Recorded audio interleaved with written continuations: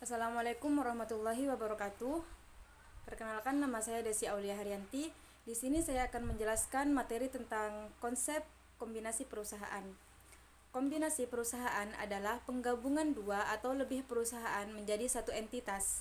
Kombinasi ini dapat dilakukan melalui merger, akuisisi, atau konsolidasi. Selanjutnya yaitu sebab-sebab terjadinya kombinasi. Sebab-sebab terjadinya kombinasi ada tiga, yaitu yang pertama meningkatkan efisiensi.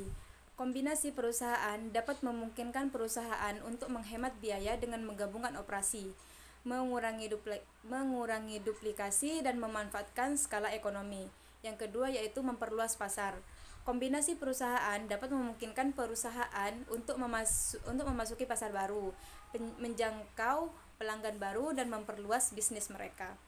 Dan yang ketiga yaitu mengurangi persaingan. Kombinasi perusahaan dapat memungkinkan perusahaan untuk mengurangi persaingan dengan menggabungkan operasi, mengurangi jumlah pesaing, dan menciptakan dominasi pasar. Selanjutnya yaitu sifat dan jenis kombinasi perusahaan. Kombinasi perusahaan dapat diklasifikasikan berdasarkan sifat dan jenisnya. Kombinasi dapat berupa horizontal, vertikal, atau konglomerat. Yang pertama yaitu horizontal. Horizontal yaitu penggabungan perusahaan yang beroperasi di tingkat yang sama dalam rantai nilai. Contohnya yaitu dua produsen mobil yang bergabung. Dan yang kedua yaitu vertikal. Vertikal menggabungkan perusahaan yang beroperasi di tingkat yang berbeda dalam rantai nilai.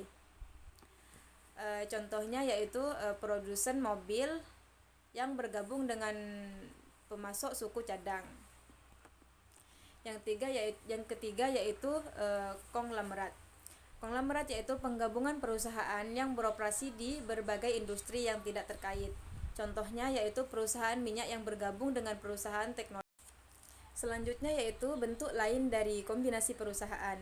Selain merger, akuisisi, dan konsolidasi, ada juga bentuk lain dari kombinasi perusahaan.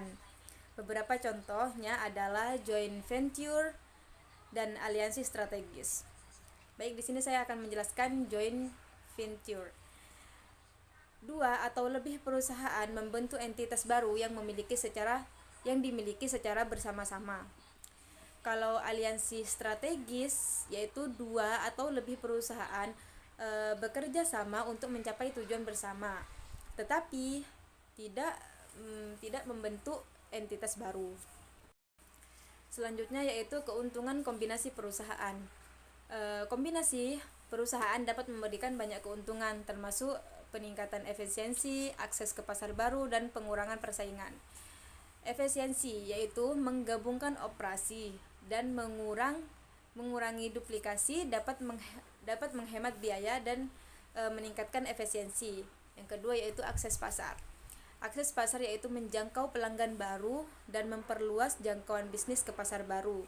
Terus yang ketiga yaitu dominasi pasar, mengurangi persaingan dan meningkatkan pangsa pasar. Selanjutnya kekurangan kombinasi perusahaan. Kombinasi perusahaan juga dapat memiliki beberapa kekurangan, termasuk konflik budaya, ketidakseimbangan kekuasaan, dan risiko kegagalan. Yang pertama yaitu konflik budaya. Perbedaan budaya dan nilai antara perusahaan dapat menyebabkan konflik dan kesulitan dalam integrasi. Yang kedua, ketidakseimbangan kekuasaan.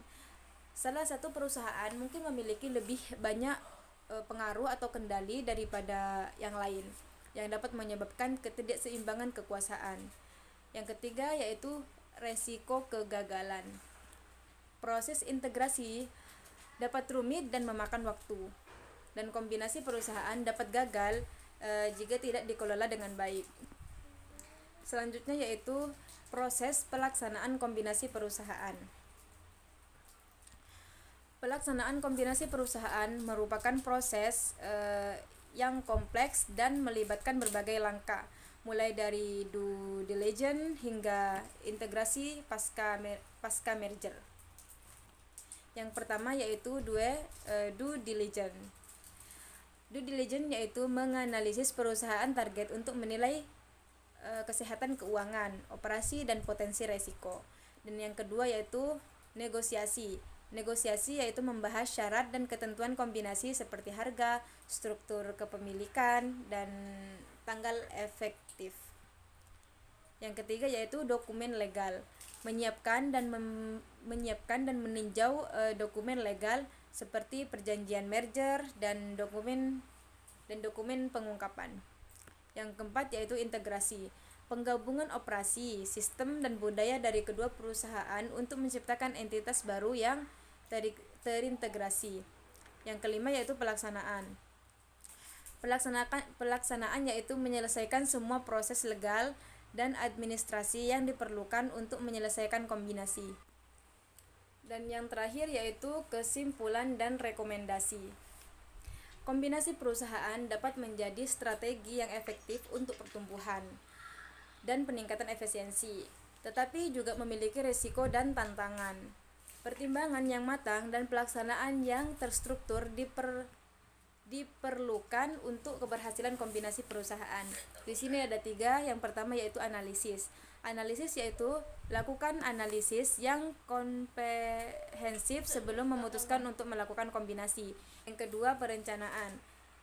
Perencanaan yaitu merencanakan proses integrasi dengan cermat untuk meminimalkan resiko dan gangguan. Dan yang terakhir yaitu komunikasi. Komunikasi dengan jelas kepada semua pemangku itu sangat penting tentang tujuan, rencana, dan kemajuan kombinasi. Baik, mungkin cukup sekian presentasi dari saya. Kurang dan lebihnya mohon maaf. Wassalamualaikum warahmatullahi wabarakatuh.